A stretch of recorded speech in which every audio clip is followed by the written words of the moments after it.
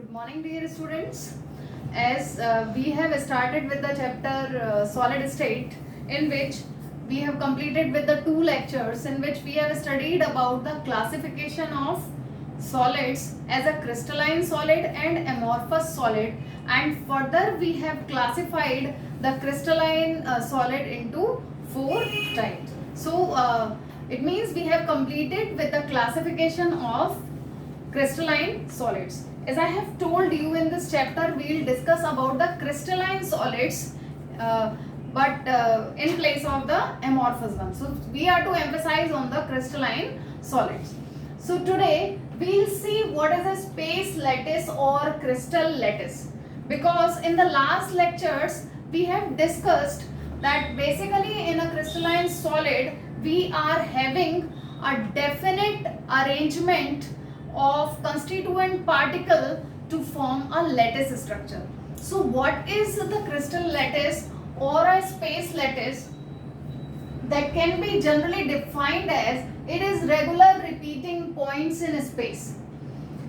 It means point is representing the constituent particles from which a lattice is being formed. Okay, so that is the constituent particle from the point. So it is a regular repeating points in space. Okay, it means जब हम लोग बात कर रहे थे crystalline solid की, तो उसमें क्या कहा था हमने कि definite arrangement of constituent particle होता है जिससे कि क्या फॉर्म हो जाता है, स्पेस में एक क्रिस्टलाइन सॉलिड फॉर्म होता है by forming the crystal lattice of it due to some binding forces between the constituent particles. They may be ions, molecules or atoms, or it can also be defined as the three-dimensional regular arrangement of constituent particles. So that is what it is, a space lattice or a crystal lattice. Now this lattice may be two-dimensional or three-dimensional. ये जो lattice होगा वो two-dimensional भी हो सकता है और three-dimensional भी हो सकता है.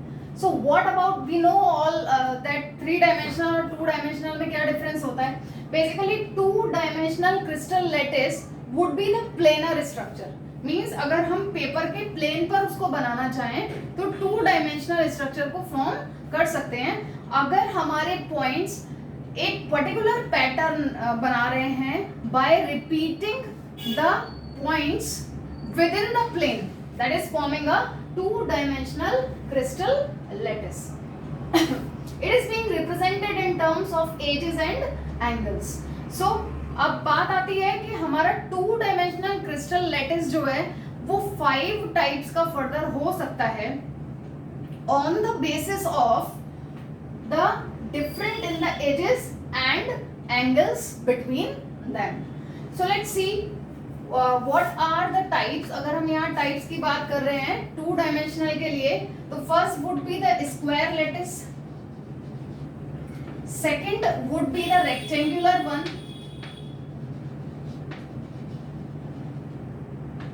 third would be parallelogram, next one rhombus,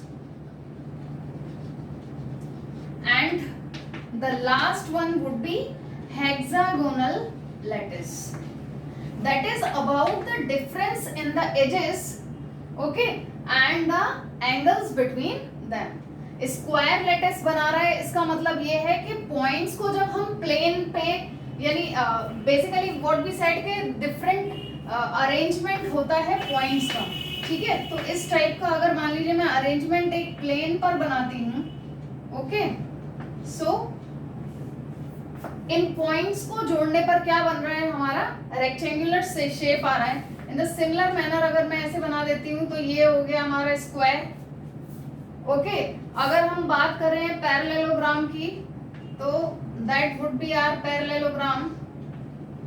तो 4 पॉइंट्स को आपने जोड़ा, you are to meet these points. Points क्या है, these are the lattice sides, ठीक है. इनको हम लैटिस पॉइंट या लैटिस साइड्स भी कहते हैं. इसका मतलब है जो हमारा कंस्टिट्यूएंट पार्टिकल स्पेस ऑक्यूपाई कर रहा है एक पर्टिकुलर प्लेन में, उसको हम लैटिस साइड या फिर लैटिस पॉइंट कहते हैं, ठीक है. तो ये हमारा पैरेललोग्राम हो गया. रोम्बस स्ट्रक्चर में क्या होता है, रोम्बस स्ट्रक्चर में एक इंटीरियर यूनिट भी होती है, इसलिए इसको सेंटर्ड सेल भी कहते हैं, ठीक है। और इन द सिमिलर मैनर जो हम लोगों ने हेक्सागोनल की बात की है, तो इस तरीके से 6 पॉइंट्स को मीट करेंगे एक प्लेन में, तो क्या बन जाएगा हमारा हेक्सागन फॉर्म हो जाएगा। Now as we were talking about कि यहाँ पर 2 वेक्टर क्वांटिटीज हैं, एजेस ए एंड बी, ठीक है, और एंगल एल की बात कर रहे हैं, उसमें डिफरेंस आने की वजह से यहाँ चेंजेस आते हैं और डिफरेंट टाइप के 2 डायमेंशनल लैटिस स्ट्रक्चर फॉर्म हो जाते हैं। तो अगर हम स्क्वायर की बात करें तो A would be equal to B, obviously क्या होगा, ए जो है हमारा स्क्वायर के केस में क्या होता है, ए और बी दोनों इक्वल होती हैं and angle would be of 90 degree. Okay, what about in rectangular? In case of rectangular a would not be equal to b, a would not be equal to b, we know that कि rectangle के case में a और b जो है वो equal नहीं होते, दोनों लाइंस डिफरेंट होती हैं and angle would be of 90 degree. What about parallelogram? In the case a would also not equal to b and angle would also not be equal to 90 degree. Okay, what about in case of rhombus, if we are talking about, or in hexagon, तो इस case में भी a is equal to not b and angle, if we are talking about the angle, तो ये neither 90 degree nor 60 degree. Okay, and what about in case of hexagon? अगर हम hexagon की बात कर रहे हैं, so see here what we see, a is equal to b in the case, यहाँ पर क्या आता है, a would be equal to b, यानी if it is a would be equal to b,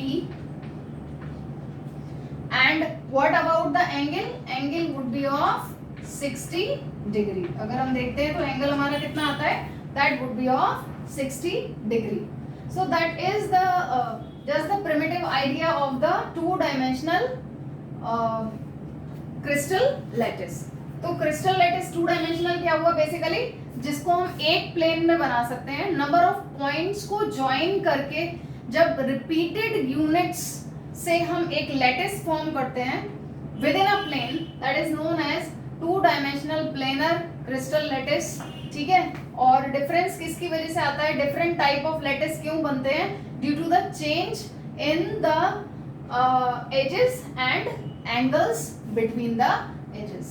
Okay, so here we are having 5 types, that is just for your knowledge, ऐसा नहीं है कि इस पे ऐसे questions आते हैं एग्जाम में।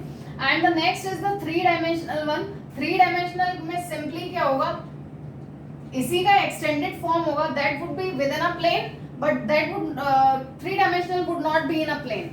Okay, that would be in a space, ठीक है। तो आप क्या कह सकते हो, it means three dimensional regular arrangement of constituent particles, ठीक है। जैसे कि मैंने ये स्ट्रक्चर यहाँ पर बना रखा है, तो ये किस तरीके का स्ट्रक्चर है, that is a 3D structure, three dimensional structure है, जिसके अंदर आपको यहाँ पर अब 3 एजेस मिल जाएंगी, A, B and C along the X, Y and Z axis, ठीक है। दीज पॉइंट्स ये क्या है, हमारे रिप्रेजेंट कर रहे हैं कंस्टिट्यूएंट पार्टिकल्स को, और क्योंकि ये स्पेस में जो जगह है वो ऑक्यूपाई करते हैं, that is also known as the lattice point और the lattice sites. Okay, so this is the three dimensional crystal lattice. Now let's see, यहाँ पर मैंने आपको कुछ पॉइंट्स को ऐसे डार्क करके दिखाया हुआ है। यहाँ हम क्या चीज चेक कर रहे हैं, we are seeing 3-dimensional regular arrangement of constituent particles और regular repeating points in space, ठीक है। हम क्या देख रहे हैं, यहाँ पे एक सिंगल यूनिट जो कि क्या होती जा रही है, रिपीट होती चली जा रही है। ये यूनिट पहली यूनिट है, इसी तरीके से दूसरी यूनिट रिपीटेड है, फिर तीसरी, चौथी, और इसी तरीके से आगे जाते जाएंगे, तो एक लॉन्ग रेंज में ये रिपीटेड यूनिट्स आती चली जाएंगी। तो इनको बेसिकली हम क्या कहते हैं, that is called a unit cell. Unit cell can be compared as we can compare the bricks in a house, ठीक है। bricks को हम क्या कह सकते हैं, that is that smallest unit that is being repeated to form a building, okay, तो building block कहते हैं उसको। उसी तरीके से जब कोई क्रिस्टल लैटिस फॉर्म होता है, ठीक है, तो यहाँ पर क्या होता है, repeated unit cell would be there and unit cell would be the smallest unit of a crystal lattice. ठीक है, तो दूसरा टर्म आता है हमारा यूनिट सेल। यूनिट सेल क्या है, हम क्योंकि यहाँ 3 डायमेंशनल स्ट्रक्चर की बात करेंगे, 2 डायमेंशनल की बात नहीं करेंगे, तो 3 डायमेंशनल के केस में हम बात कर रहे हैं the smallest 3D portion of a crystal lattice which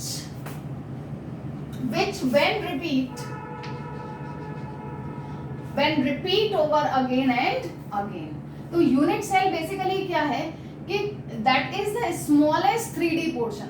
जैसे ये 3 डायमेंशनल स्ट्रक्चर है, इसका स्मॉलेस्ट पार्ट, वो पार्ट जो कि बार बार रिपीट होता जा रहा है। इसी तरीके को मैं एक्सटेंड कर सकती हूँ आगे की तरफ और पीछे की तरफ या इस साइड में भी।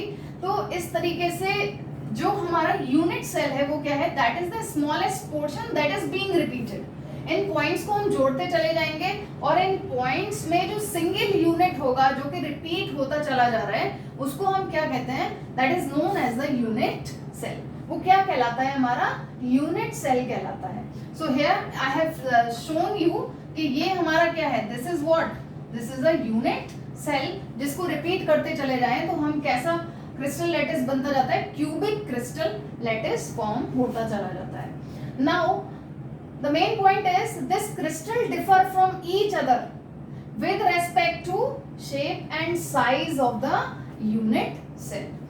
यानी ये क्रिस्टल्स जो होते हैं they are different। जैसे कि मैंने आपको बताया 2 डायमेंशनल में 5 टाइप के क्रिस्टल्स हैं, तो यहाँ पर भी number of type of crystals form होंगे। वो किस चीज में डिफरेंट हो रहे हैं, क्या डिफरेंस है उनमें, that is there the difference in the shape and size of the unit cell.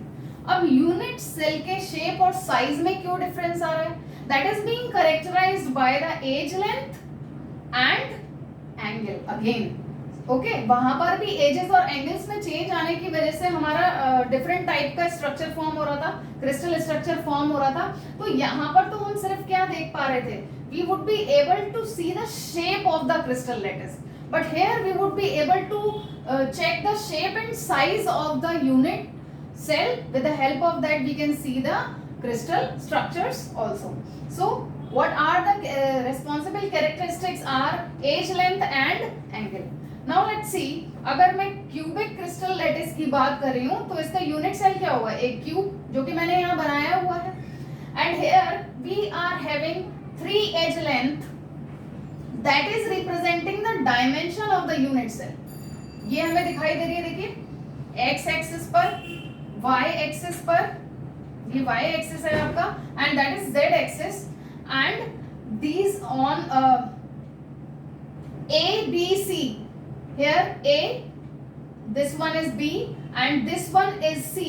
these are the age lengths that is representing the dimensions of the unit cell with respect to x, y and z axis, and the angle between these edges are represented by alpha, beta and gamma। so there would be the change in these angles and it may not be possible in each and every case that the edges A, B and C would be perpendicular to each other। they may or they may not be perpendicular to each other। so on the basis there would be the change in the shape and size of the unit cell। ठीक है, so ये एक general idea हो गया, 2 main points जो हमें समझने थे कि स्पेस लैटिस क्या है, क्रिस्टल लैटिस क्या है और यूनिट सेल क्या है। ठीक है, on the basis of this हम लोग आगे बढ़ते हैं यूनिट सेल को, कि यूनिट सेल जो है हमारा, उसका क्लासिफिकेशन हम किस तरीके से कर सकते हैं, दैट इज इम्पॉर्टेंट। उससे आगे हमें कई सारी चीजें सीखने के लिए मिलेंगी। So first you take the screenshot of it.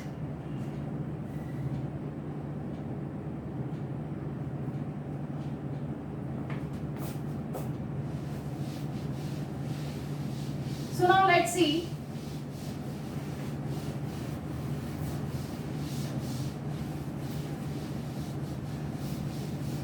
ये हमारा इंपॉर्टेंट पार्ट आ रहा है कि यूनिट सेल का क्लासिफिकेशन हम किस तरीके से कर सकते हैं, या यूनिट सेल्स को कितने पार्ट्स में सब डिवाइड किया जा सकता है। So it can be classified into 2 type. जैसे कि हमने 2 डायमेंशनल में देखा था कि जो हमारा रोम्बस क्रिस्टल लैटिस फॉर्म हो रहा था, it is having a centre unit also, ठीक है, तो उसको सेंटर्ड सेल कहते हैं। बाकी जितने भी 4 स्ट्रक्चर्स थे हमारे, उसमें कोई भी सेंटर सेल नहीं था, ठीक है, तो they are the primitive kind of structures. So unit cell को हम यहाँ डिवाइड कर सकते हैं 2 टाइप में, that is primitive unit cell, primitive unit cell, or it is also known as simple unit cell, and the next type is centered unit cell.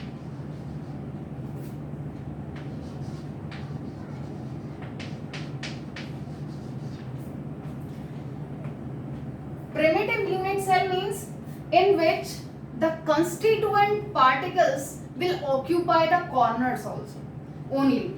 They are occupying the corners of the crystal lattice, or you may say the unit cell, है ना।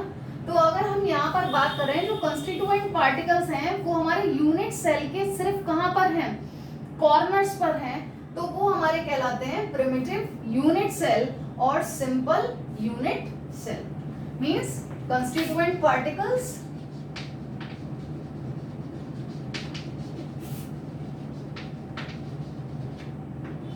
on the corner। now centered unit cell, centered unit cell को हम further 3 types में सब divide कर सकते हैं, that is body centered, BCC, that is known as BCC, body centered unit cell, ठीक है। thereafter face centered unit cell, FCC, and afterward edge centered unit cell। Full form ही लिख लीजिए इसका आप, that is body centered, thereafter face centered, and the last one is edge centered।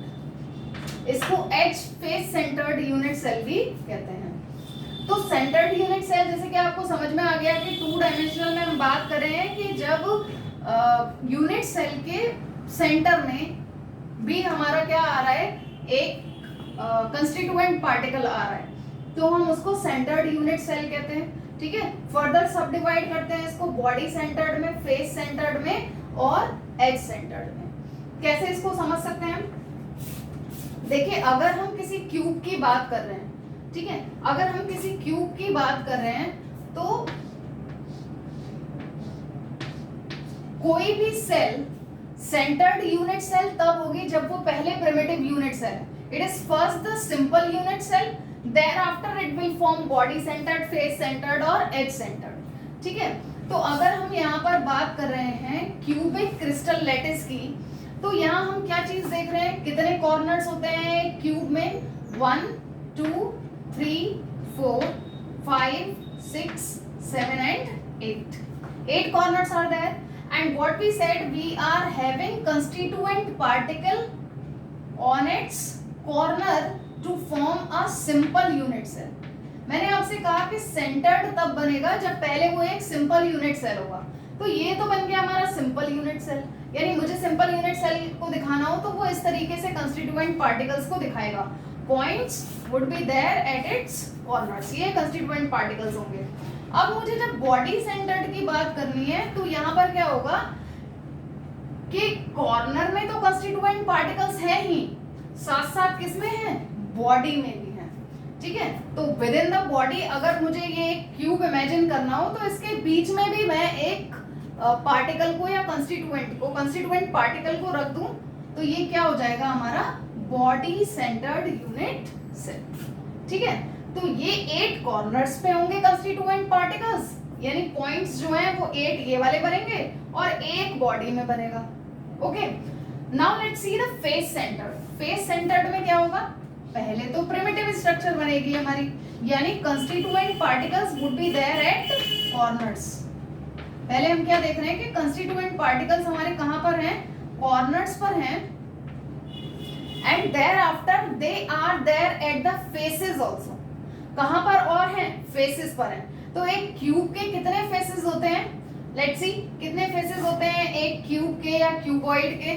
तो आप कोई भी क्यूब स्ट्रक्चर हाथ में लेके देख सकते हैं। तो यू विल बी गेटिंग एक ऊपर वाला स्ट्रक्चर होता है, ठीक है, एक बनेगा नीचे वाला, एक साइड का, दूसरा दूसरी साइड का, और एक सामने वाला, एक पीछे वाला। तो इस तरीके से 6 फेसेस होते हैं। हम लोग अच्छे से जानते हैं, इसको पढ़ा हुआ है हम लोगों ने। So like this we are having 6 faces and 8 corners in a cube, that you know well, ठीक है। 6 फेसेस हैं, तो मैंने क्या कहा, फेस सेंटर्ड में फेसेस में भी क्या होंगे हमारे constituent particles would be there. तो on the corners as well in the body 1, तो ये क्या बनाएगा हमारा body centred. When with the corners they are there within the faces also, तो क्या बनाएगा हमारा face centred. And edge centred में आपको क्या करना है, एज सेंटर्ड में आपको कॉर्नर के साथ साथ किन्हीं भी 2 अपोजिट फेसेस पर बनाना है, ठीक है। सो कॉर्नर्स के साथ साथ आपको कहां फॉर्म करना है, किसी भी 2 अपोजिट फेसेस पर। तो जैसे कि मैंने यहां पर बना दिया और यहां पर बना दिया। So like this unit cell can be classified into 2, primitive unit cell and centred unit cell. Primitive को हम सिंपल भी कहते हैं, इसमें कंस्टिट्यूएंट पार्टिकल सिर्फ कॉर्नर को ऑक्यूपाई करते हैं, कॉर्नर का स्पेस ऑक्यूपाई करते हैं of unit cell. In the similar manner centred unit cell में body centred, face centre, edge face centred, इसको एज फेस सेंटर्ड भी कहते हैं। बॉडी सेंटर्ड में कॉर्नर के साथ साथ बॉडी में भी कंस्टिट्यूएंट पार्टिकल होता है। फेस सेंटर्ड में कॉर्नर के साथ साथ फेसेस में भी होता है, और क्योंकि एक क्यूब के 6 फेसेस होते हैं तो 6 constituent particle would be there on the faces and 8 at a particular corner। Edge centred को अगर हम देखते हैं तो यहाँ पर हमारे कॉर्नर के साथ साथ 2 अपोजिट एजेस, 2 अपोजिट फेसेस में होता है। जैसे कि हम इन दोनों को ले लें, इन दोनों को ले लें, या इनको और इसके पीछे वाली ले लें, कोई सी भी 2 अपोजिट जो फेसेस हैं हम उसमें ले सकते हैं। So that is about your classification of the unit cell. अब इनके बेसिस पे हम क्या करेंगे, we will basically now calculate the number of atoms in a unit cell. इन डिफरेंट टाइप की यूनिट सेल्स में नंबर ऑफ एटम्स कैलकुलेट कर लेंगे। बहुत आसान है, आराम से कर सकते हैं। तो क्योंकि हम लोग यहाँ पर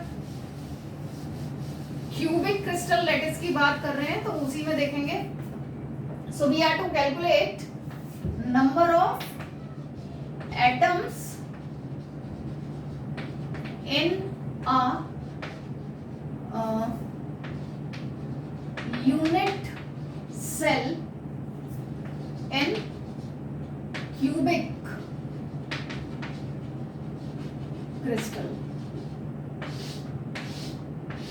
represented by Z से रिप्रेजेंट करता है, ठीक है। अगर हम बात करें एक प्रिमिटिव यूनिट सेल की, अगर ये समझ में आ गया आपको, सब समझ में आ जाएगा। तो प्रिमिटिव यूनिट सेल बेसिकली हमारा क्या है, एक क्यूबिक लैटिस का ये यूनिट सेल है।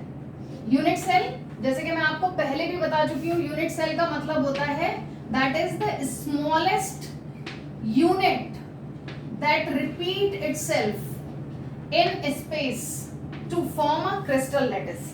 ये एक सिंगल यूनिट है जिससे हमारा क्रिस्टल फॉर्म हो रहा है। कौन सा क्रिस्टल फॉर्म हो रहा है, क्यूबिक क्रिस्टल फॉर्म हो रहा है। That is one of the 3 dimensional crystal lattice. Okay, so अगर हम प्रिमिटिव यूनिट सेल की बात कर रहे हैं, सिंपल यूनिट सेल की बात कर रहे हैं, तो यहाँ पर हम क्या देखते हैं कि 8 constituent particles are there at the corner. Okay, लेकिन मेरा क्रिस्टल लैटिस सिर्फ यही तो नहीं है, ये तो एक यूनिट सेल है, ऐसे बहुत सारे रिपीटेड यूनिट्स होंगे, ठीक है।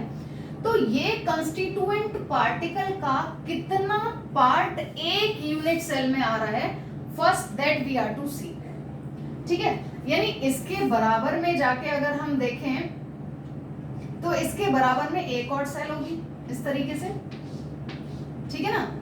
One more cell would be there. ऐसे ही ऊपर एक और सेल होगी, या फिर हम नीचे बना दें, ठीक है। तो अगर हम नीचे बना रहे हैं तो what we are able to see is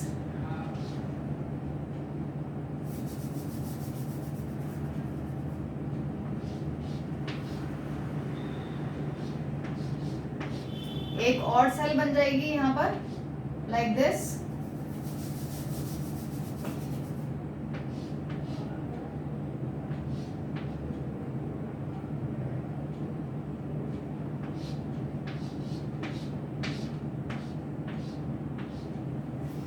and one more and one more and one more. It means अगर मैं इसकी बात करूं, अगर आप इस पॉइंट की बात करेंगे, ठीक है, सो व्हाट यू विल नोटिस, आप क्या नोटिस कर पाओगे कि इसका सिर्फ 1/8 पार्ट, इसका सिर्फ 1/8 पार्ट एक यूनिट सेल में जा रहा होगा। Let's see how. अगर मैं इसकी बात कर रही हूं एक कॉर्नर पे लेके, ठीक है, जैसे कि मैं सिंगल यूनिट सेल ले लूं जैसे मैंने पहले बना रखी थी, ठीक है, ये हमारा सिंगल यूनिट सेल है और ये हमारा पॉइंट है suppose. So what you are able to see, आपको क्या करना है, just you are to imagine, ठीक है, अगर नंबर ऑफ ऐसे सेल्स जो हैं यूनिट सेल्स एक साथ आगे पीछे लगे हुए हैं सपोज कीजिए, तो इसका कितना पार्ट जो है वो इस पर्टिकुलर यूनिट सेल में आ रहा होगा। यहाँ पर हमें ये दिखाई दे रहा है कि ये तो पूरा का पूरा हो गया हाफ पार्ट जो कि बाहर है किसी दूसरे यूनिट सेल में जाता होगा, ठीक है। अब ये अगर हम बात करें तो ये 1/4 भी हमें दिखाई दे रहा है किसी दूसरे यूनिट सेल में जा रहा होगा, ठीक है। अब बचता है हमारा ये 1/4 पार्ट जो हमें यहाँ दिखाई दे रहा है, एक प्लेन में दिखाई दे रहा है कि हमारे पास 1/4 पार्ट आ रहा है जो इस यूनिट सेल में जाता होगा। बट थिंक, इसके पीछे एक और सेल है, इसके पीछे एक और सेल है। अगर आप एक बॉल ले लें, बॉल लेकर उसको इमेजिन करें, तो बॉल को अगर यहाँ पर आप प्लेस करोगे तो बॉल का सिर्फ 1/4 पार्ट ही एक क्यूब के ऊपर आ पाएगा, क्योंकि पीछे का 1/4 पार्ट जो है, जो हमें यहाँ नहीं दिखाई दे रहा है, that is there in another unit cell.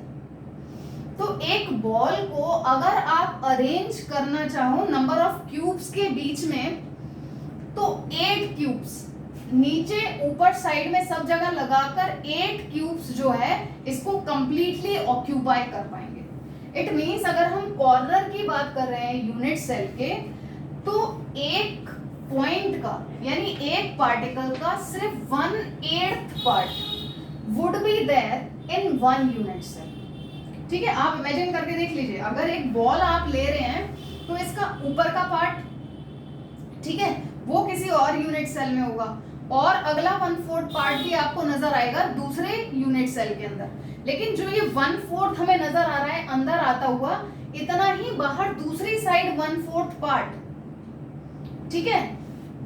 मतलब यहाँ तो मुझे नजर आ रहा है इस प्लेन में कि 1/4 है, लेकिन इसका भी आधा पार्ट पीछे जा रहा होगा, 1/4 का भी आधा पीछे जा रहा है, इसका मतलब 1/8 कहीं और जा रहा है। It means 1/8 would be there in this unit cell only. Is that clear? So 1/8 part जो है वो एटम का किसी एक यूनिट सेल में आता है। अब अगर हम प्रिमिटिव सेल की बात करें तो only 1/8 part is there in this unit cell, and how many atoms or molecules or ions we are having here, यानी constituent particle हमारे पास कितने हैं? In a cube we are having 8 corners, ठीक है। अगर एक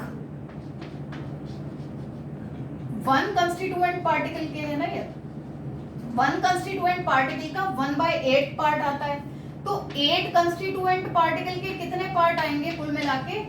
8 into 1/8, it means it consists only 1 constituent particles.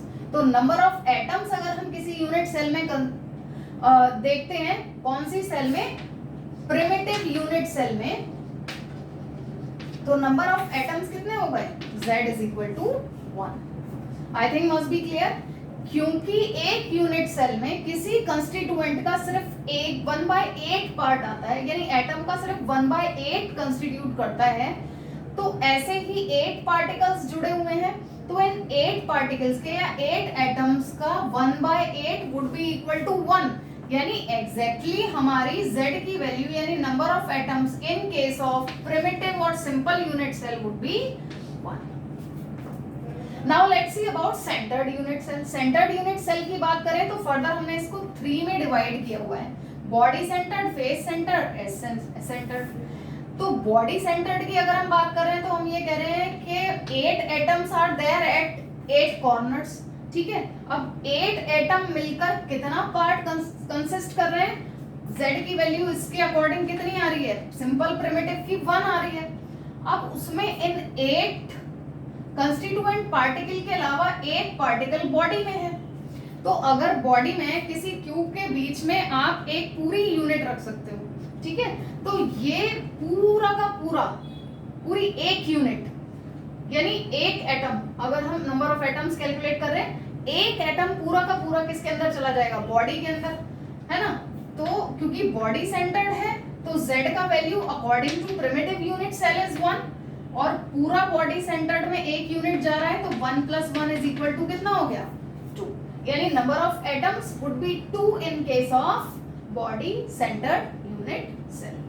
Now let's see face centred. अगर हम फेस सेंटर्ड की बात कर रहे हैं तो हम क्या देखते हैं कि ये कॉर्नर वाले तो 1/8 पार्ट कंसिस्ट करते हैं, यानी इन सबको मिलाकर, इन कॉर्नर्स वाले को मिलाकर हमारा Z का वैल्यू कितना आता है, 1 आता है, ठीक है। Number of atoms due to the corner constituents वो हो गए हमारे 1। अब आ जाते हैं फेस पर। हमने कहा 6 faces are also there, 6 faces भी हैं। इन 6 फेसेस में भी हमने क्या कर रखा है, कंस्टिट्यूएंट पार्टिकल्स को लगाया हुआ है, ठीक है। तो अगर आप सपोज करो किसी क्यूब के पर्टिकुलर फेस पर आप एक बॉल को फिक्स करते हो और उसके ऊपर दूसरी यूनिट सेल रखते हो, ठीक है। इसके ऊपर दूसरी यूनिट सेल अगर सपोज आती है, ऐसे ही दूसरी यूनिट सेल अगर सपोज आ जाती है, मान लीजिए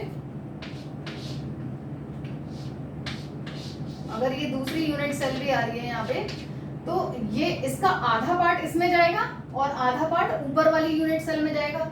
कहीं और ये शेयर करेगा नहीं, क्योंकि केवल ऊपर ही कर सकता है, ये केवल नीचे वाली यूनिट सेल के साथ शेयर कर सकता है, ये साइड वाली के साथ और ये भी अपने साइड वाली के साथ। यानी फेस सेंटर्ड के केस में ये जो कंस्टिट्यूएंट पार्टिकल है उसका हाफ पार्ट जाता है, ठीक है, उसका हाफ पार्ट जाता है। और हमारे फेसेस कितने हैं, 1 2 3 4 5 एंड पीछे वाला 6, तो 6 फेसेस आर देयर, है ना। और पर्टिकुलर कंस्टिट्यूएंट का हाफ पार्ट आता है एक यूनिट सेल के अंदर, तो 6 into half would be equal to 3. Just because of corner, one atom is there, and just because of faces, ये किसके थ्रू है, फेसेस के थ्रू है, और ये किसके थ्रू है, कॉर्नर्स के थ्रू है। तो टोटल हमारा कितना हो गया, 4। तो यहाँ पर नंबर ऑफ एटम्स कितने आ जाते हैं, 4। Now let's see edge centred. Edge centred में हमने 8 कॉर्नर ले लिए, इन 8 कॉर्नर्स की वजह से हमारे नंबर ऑफ एटम्स कितने आ गए, 1। और फेसेस मैंने आपसे क्या कहा, इस केस में 2 अपोजिट फेसेस आप ले लीजिए, ठीक है ना, यानी 2 फेसेस की बात कर रहे हैं। फेसेस में कंट्रीब्यूशन कितना होता है पार्टिकल का या एटम का, that is half, it means 1। It means 1 + 1 is equal to 2. So number of unit cell in case of primitive or simple unit cell is equal to 1. In case of body centered it would be 2, क्योंकि 1 corner की वजह से बना और एक body की वजह से बना। फिर in face centered we are having 4, क्योंकि 1 कॉर्नर की वजह से बन गया और 3 किसकी वजह से बना, फेसेस की वजह से बना, क्योंकि फेसेस में कंट्रीब्यूशन हाफ होता है पर्टिकुलर कंस्टिट्यूएंट पार्टिकल का। और in case of edge it would be 2, क्योंकि कॉर्नर की वजह से 1 बना और faces, opposite faces, 2 opposite faces को हम काउंट कर रहे हैं, तो here we are having 2। So like this you are to study it well. हमारा यहाँ पर आज के लेक्चर में सबसे इंपॉर्टेंट पोर्शन यही है, आपसे एग्जाम में पूछा जाता है number of atom in a unit cell, और उसके बेसिस पे कुछ न्यूमेरिकल्स आते हैं, ठीक है। सो इसे समझना ध्यान से बहुत अच्छे से जरूरी है। So keep revising it, okay, and do it in a proper manner in your notebook, ठीक है। इसको प्रॉपर लैंग्वेज के साथ कैलकुलेशन करके आपको कॉपीज में नोट्स बनाकर दिखाना है। It is quite important, so do it. Thank you.